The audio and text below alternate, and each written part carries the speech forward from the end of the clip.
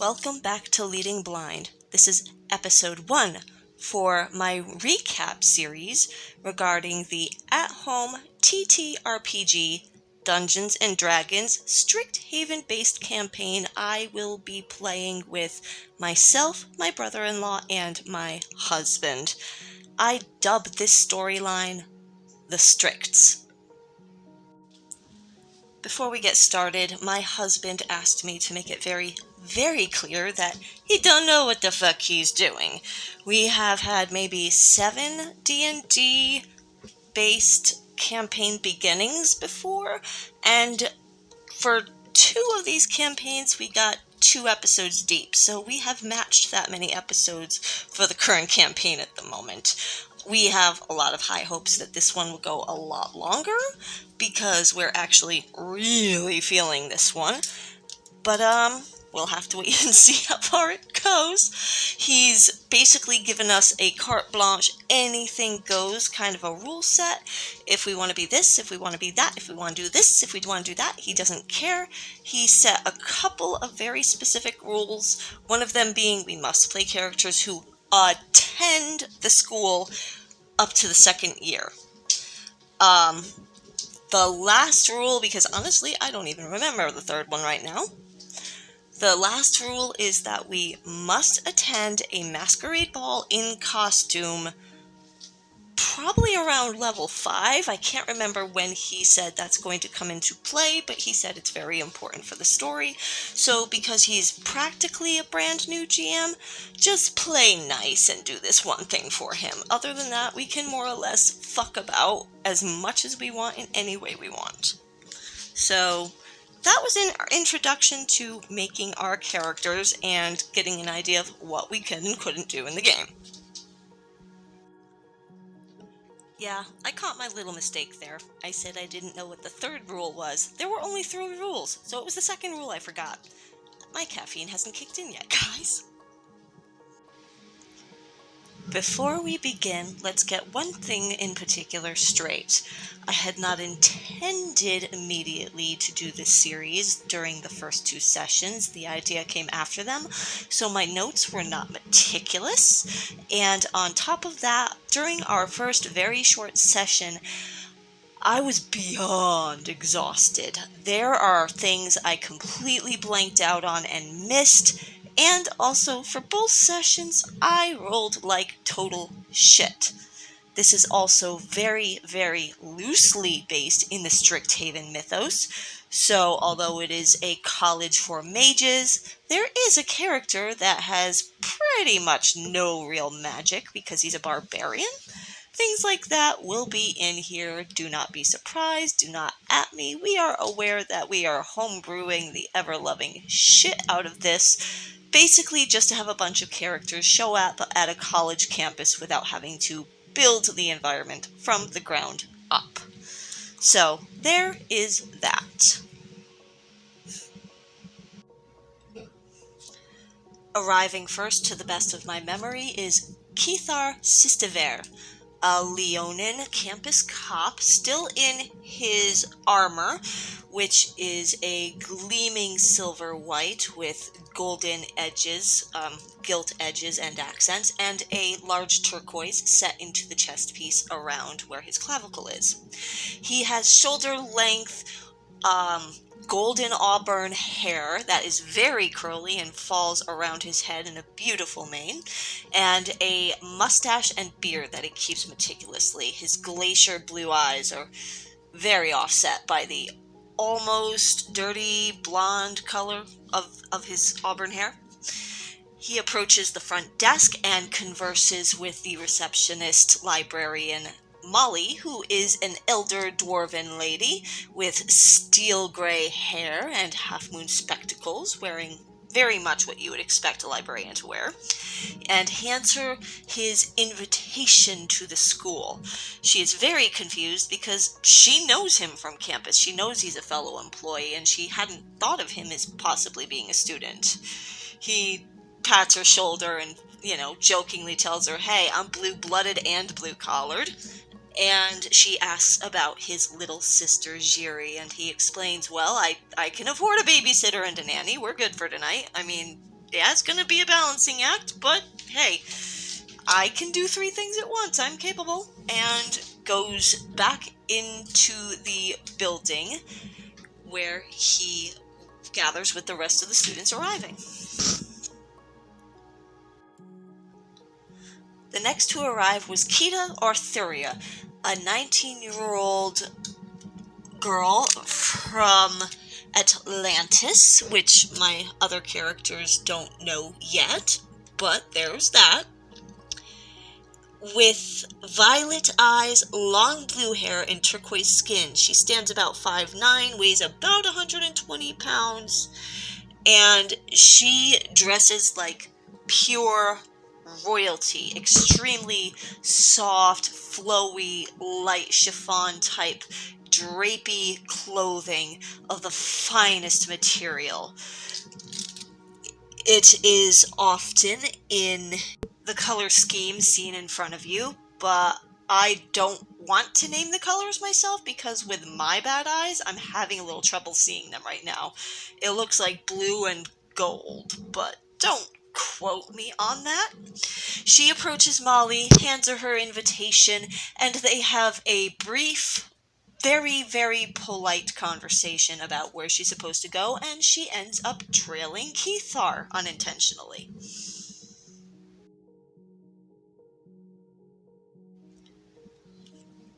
The next to arrive would have been my second player character, Opani Witchhammer.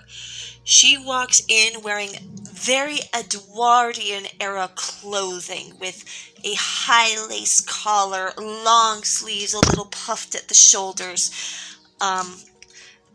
very fitted torso area with a little jacket on top that's buttoned up tightly, and a long, stiff skirt, although the materials of these are all a little bit lighter than you would associate with the Edwardian era. She also wears a very wide brim hat with a little veil in order to protect her delicate skin, as Opani is a drow with skin the color of the rare blue moon. I mean, it almost looks luminous. That's the shade of pale blue her skin is.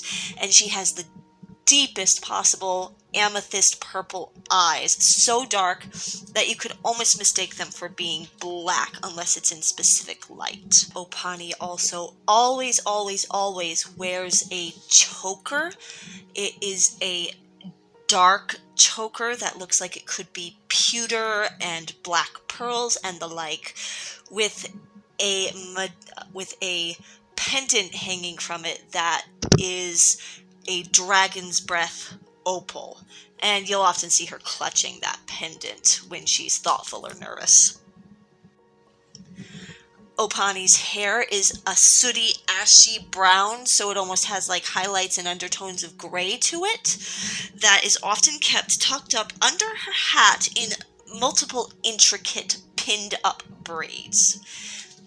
Her color scheme when she's dressed tends to be in pinks, mauves, and unusual purples. If anyone is familiar with the Exandrian drow culture, those are very much the royal colors that she tends to wear, but that's just by coincidence and aesthetic. I had recently watched season 2 of Critical Role and was inspired heavily by that. I was heavily inspired by a lot of things from that season based on this character. So you'll probably see some parallels, but I just kind of cherry-picked little inspirations there. The last character to arrive on this night is my brother-in-law's second player character, Gawain Lamont. He walks in, if I remember, dressed like a Atlantean knight. He is 20 years old with clouded hazel gold eyes, blonde hair under his helm, and pale blue skin. He stands at about 6'1" and weighs about 180 pounds. He greets Molly cordially and after a very short time simply makes his way into the crowd by the Orb of Oracles, eyeballing Kita and, keeping a small distance away from her. With all 4 of the main PC characters assembled at the Orb of Oracles, they are greeted and told that in order to attend the school, they must go into the next room, study, and take a little test. This throws everybody off guard, but they file in, they sit down, they are given books to study. At this point, we have to roll to see how well we did in our studying and taking the test. I rolled abysmally for Opani and only adequately for Keithar. I think he passed part of it in flying colors. I don't remember how Gawain and Kita rolled, but after the tests were turned in and then returned to the characters, it was noted that, especially in Opani's case, because she failed so miserably, it was marked as passing with flying colors and had handwriting that was not hers on it. Keithar also got something like this for his treatment, but he just got the test back and didn't look at it and walked out. Opani took note of how badly she did, because she has low intelligence and knows it. Like, she needs time to study and learn things. So she wasn't given a lot of time, and she was distracted looking other things up, because she wants to study very specific things immediately. So she didn't do the proper studying, and she didn't get enough time to study. So she knew she failed, and then went, okay, well, fuck that, I guess. After the test, they are all welcomed into the academy as students. The headmaster that introduced the test goes over to speak to a couple of trolls that were taking the test, and it's hinted that these trolls who supposedly failed their tests might have actually been older year students taking the tests to replace bad ones. Now, this was just a thing to explain game mechanic of, okay, this is what these students have to do to get in, so let's do it, and this is how they pass when they fail. Not a big deal. It was there. It was a throwaway test thing that happened, but it was intriguing how it was pulled off. I completely missed this, and it was explained to me during the next session when I said, wait, what? But apparently the headmaster did explain that the next day would be a mandatory fun day. They would be set into groups, aka, hey, meet your party members, people, and for some reason, somehow, they would be sticking to this group for their term in the school. I may have that detail wrong or misunderstood, because I don't remember it in the least. But that led to the characters all just leaving without meeting each other and going back about their business. So that was session 1. Session 2 begins with the characters all once again meeting in the Biblioplex for the day of mandatory fun. Opani arrives very early at like 7 or 8 o'clock in the morning and starts doing her studies in a section for religion. While she is there, there's a group of performers setting up a small stage in the main area of this massive library that has multiple floors, multiple branches, its own cafe, and outdoor, indoor section, all sorts of fun things. And she, unfortunately, rolled very poorly for finding things. She is very single-minded and wants to do research for one specific thing that is undisclosed to the party at this time. So she was a little frustrated, but sat there and dutifully studied or had a cup of tea from the cafe until the rest of people started arriving around, I believe it's noonish. It isn't until well after 10 the other characters start arriving, and last but not least arrived Keithar, accompanied this time by a 6-year-old leonine named Jiri. She is a double-class Bard Ranger, so technically a higher level than anybody else in the party, but small levels on both classes. She has dark brown hair, often kept out of her face, behind her ears in high, far-back ponytails. Yellow eyes, tawny fur, stands at just shy of 3 feet tall and is about 45 pounds.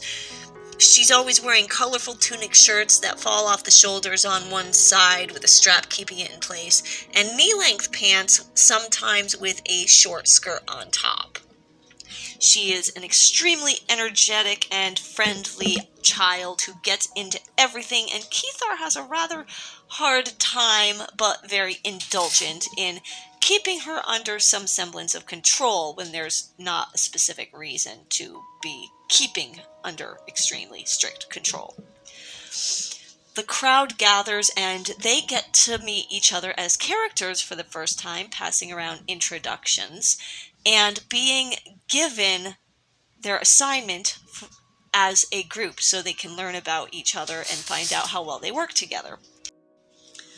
The characters look over the 5 clues they have to succeed at a sort of magical scavenger hunt. At this point, my brother-in-law and I both became reasonably frustrated because our roles were sucking ass, and my lovely husband, who was rolling for little Jiri, kept getting things like nat 20s or just, far overreaching passing DCs to begin with. It doesn't help that my brother-in-law and I both suck ass at riddles.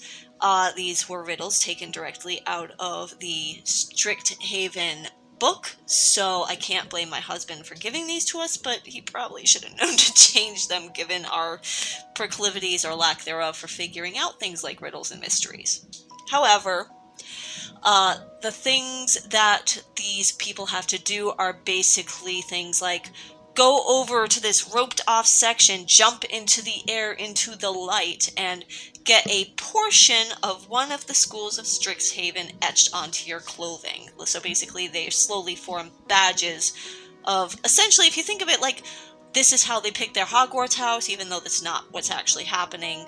It's meted out to you piece by piece. They need to go to jump into the light. This was Jiri's first nat 20, where she just ran away from her brother ahead of the group, ducked under the velvet rope blocking off the section, and leapt into the air. And that's how everybody figured out, oh, that's what we're supposed to do. Not my husband's fault. He rolled one of the nat 20s of the night. Everybody goes about doing this in their own way. I do believe that either Keithar and Opani, or Keithar and Gawain, or Gawain and Opani, something like that, one of them had the other one jump off their hands and kind of slingshot launch them into the air so they could get their section of the badge, because every member of the party has to do this and has to get their badges completed in order to successfully complete the mission of the day for the mandatory fun. Another segment was going around the corner past the pre-built little stage that Opani saw being built during the day to an actual open gym/auditorium section of the library where they have to get on stage and perform. This was a little messy because they thought, oh, there's hanging stars everywhere. The clue has something to do with getting your star. Maybe we have to jump up and get a star. No, they just had to get up and perform on stage. And while they were trying to figure out, do we go up one at a time? Do we have to perform as a group? Opani was forming her idea to maybe if I teach y'all a really quick little quadrille, which is a type of fancy dance. Nothing fancy, but we'll do our own quick version of it. We'll get it. But everybody kind of started jumping up and doing their own thing, so she climbed up and awkwardly did her own thing until the badge was given to her, and she was the only person who went, fuck it, I'm out of here. The second that badge was on her chest, she kind of ran away from the stage. She did not want to be up there. There was another clue involving going to a portrait of the headmaster, I believe, and touching the painting. That was a fun one to try and figure out for sure, because if you know anything about Dungeons & Dragons, don't touch things. Touching things is not the brightest idea. But that's what you had to do this time, so that's what we did. The fourth riddle had to do with touching a bunch of leaves that were around the base of a bookcase in the outdoor-indoor section. That was kind of like an indoor book/garden.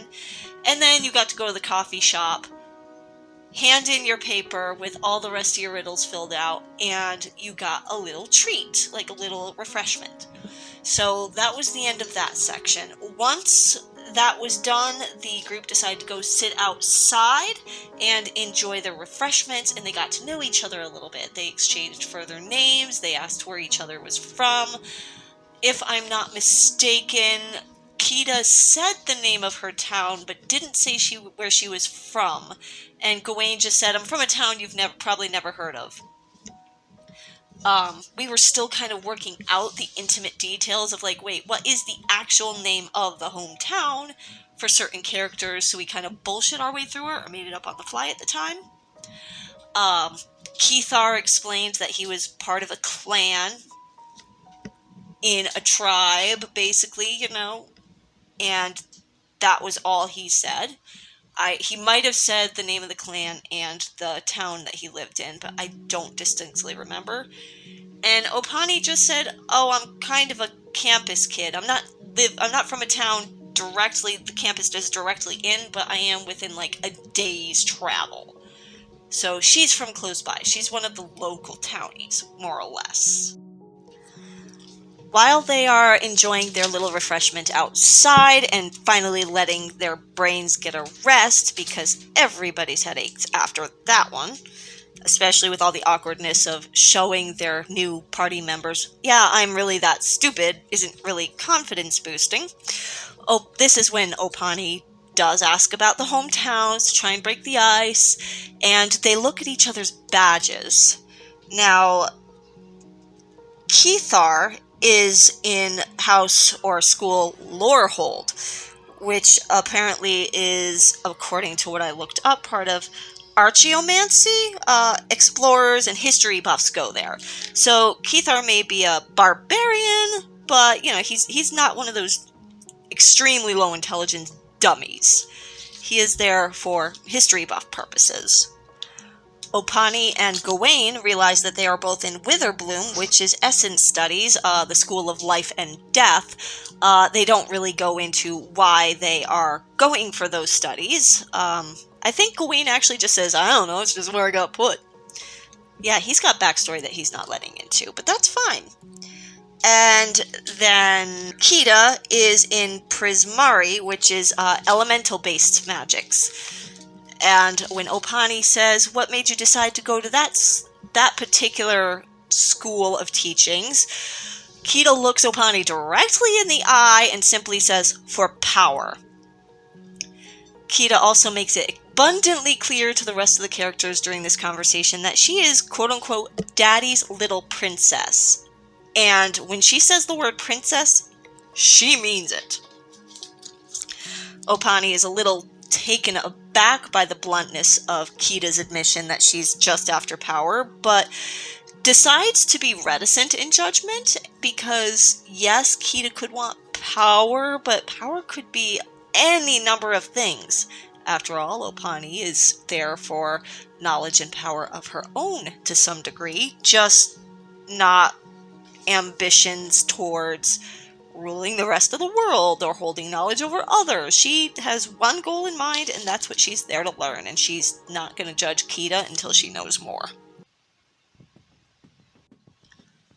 While they are sitting and breaking the ice with conversation, there is suddenly a bunch of screaming coming from inside the biblioplex. The characters instinctively get up and start running. Keith are in the lead. He asks Kida and Opani to watch over his sister and instructs Jiri to stay back but help if she can when she's ready. They all stop at a distance to see that on the makeshift stage that was built earlier, there is a crowd of chests and wardrobes attacking people. These are mimics. Now, I know next to nothing about mimics. I've seen a couple of pictures of them as treasure chests with big old mouths, but I didn't really know much about them at the time. I still don't really know much. Didn't pick on a couple of hints the DM was throwing at me during the fight, and there was a battle. For the most part, Gawain was trying to play defense for a couple of the other characters like Jiri and Kita who were hanging back. He would try and get his body sort of in between them a little bit during his turn, so that way he was a more direct target for these mimics if they decided to attack. Jiri got in on the action with a little hand crossbow that she carries around and was taking shots from a distance. Kita was throwing a lot of sacred flame. Keithar was getting up in everybody's business and being grappled for a majority of the time by one of the larger mimics. his mace and warhammer did a lot of the basic damage. I can't remember now, actually, now that I'm thinking about it, if they were just all mimics or if there were rats there. I remember there being little hordes of rats, but this could be that they were smaller mimics, or they could have been jumbo rats or little hordes of rats. Honestly, I don't remember, but at one point in time, while Opani was running around throwing things like Sacred Flame or other offensive spells at these mimics, she decided to reach down and grab one of the rats, and she inflicted wounds on it and sent so much damage into it, there was no chance this thing could have gotten saving throws if indeed my husband was going to implement saving throws.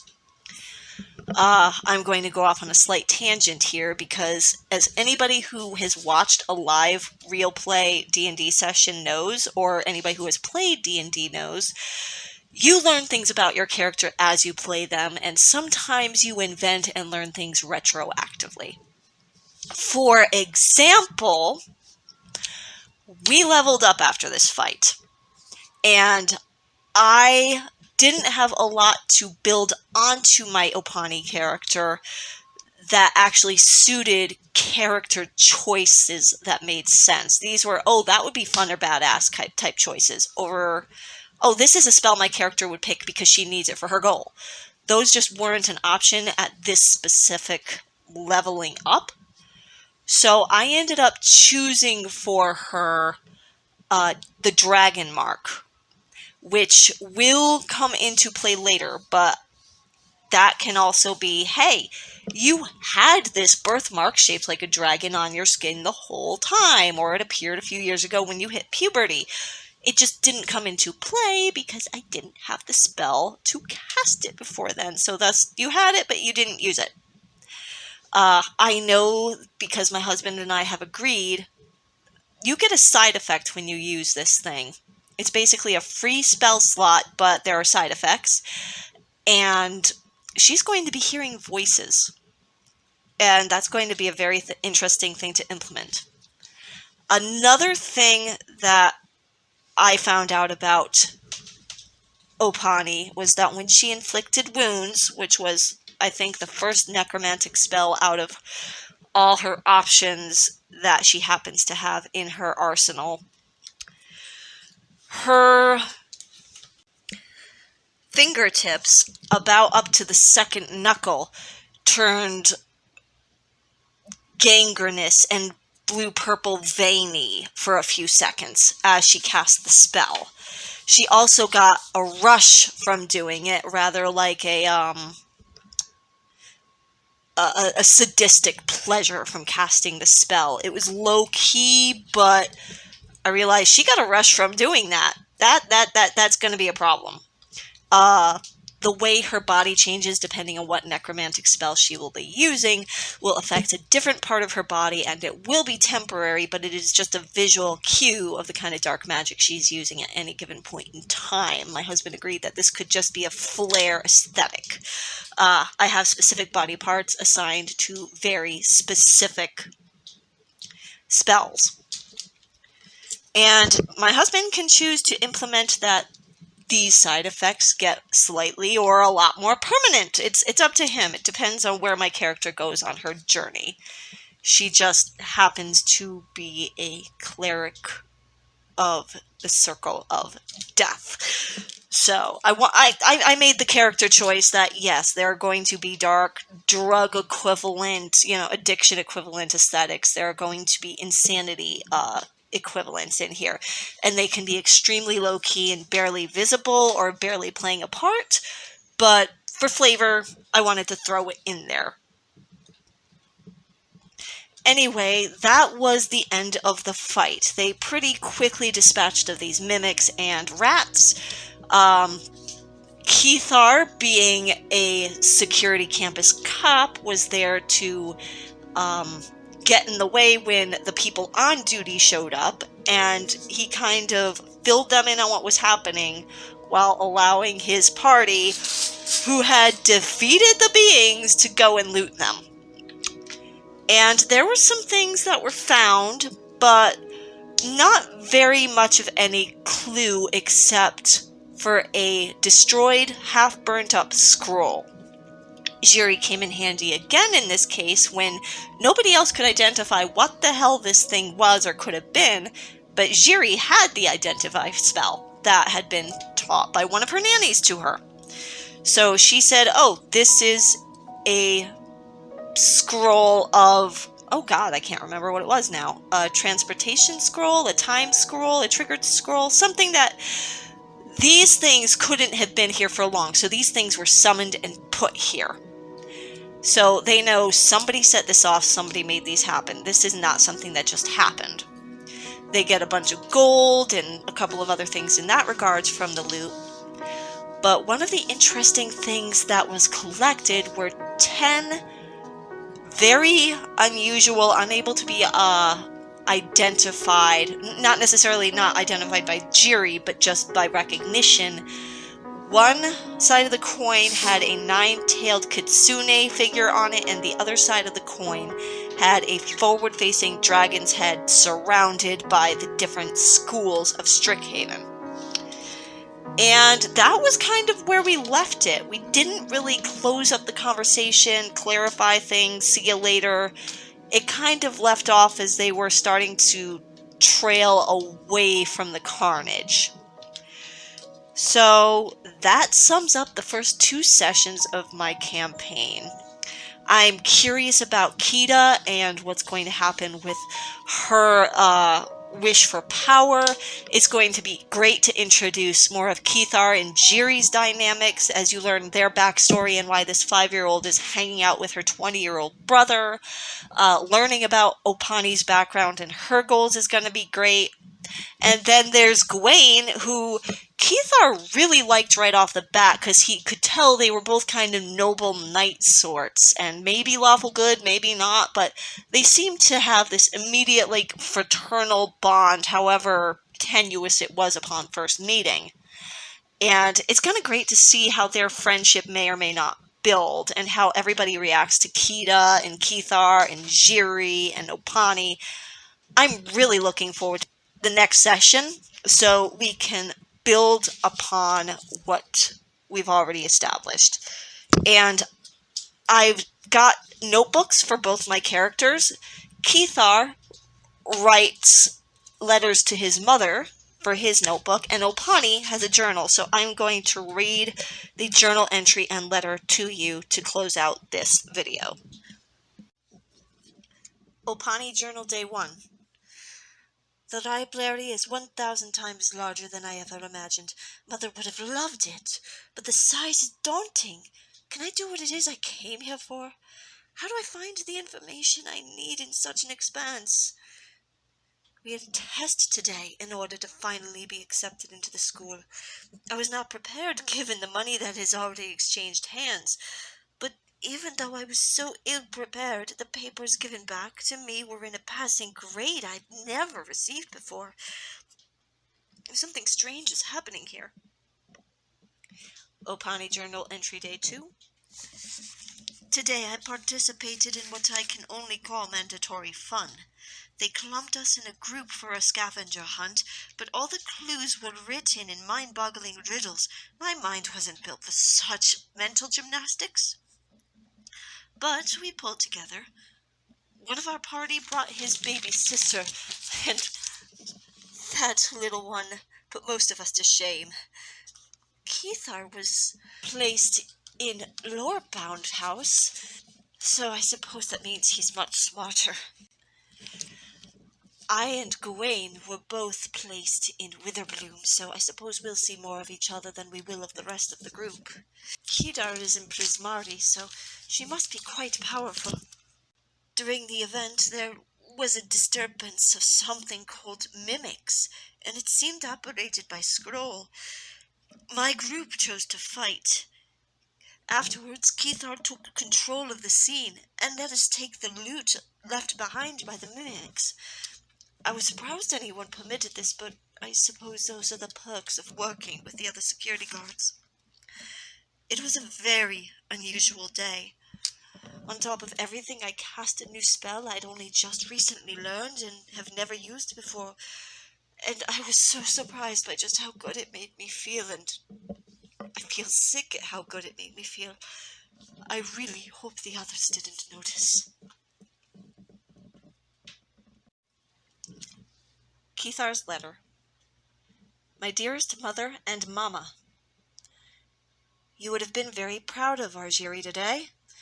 She joined me in the arranged fun time and the task assigned to what will be my work group in school. We were given riddled clues to a scavenger hunt and even a rather unexpected altercation. At every turn, she outshone all of us with her ingenuity and athletics.